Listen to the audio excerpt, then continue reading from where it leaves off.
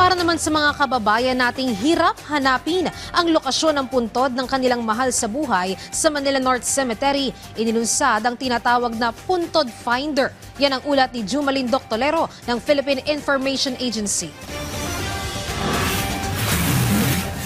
Online Puntod Finder ay isang website na maaaring ma-access gamit ang iyong device na may internet.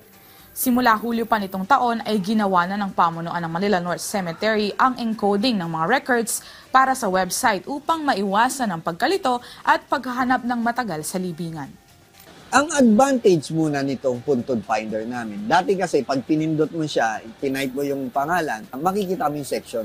But the location, hindi mo makikita.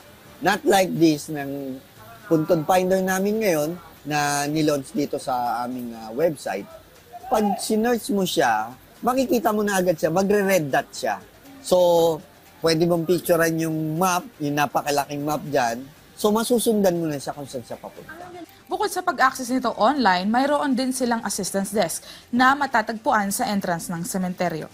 Tiniyak naman ni Manila Mayor Isko Moreno Dumagoso na bukod sa online finder na ito, naka-install din ang mga CCTV cameras sa loob at paligid ng dalawang sementeryo.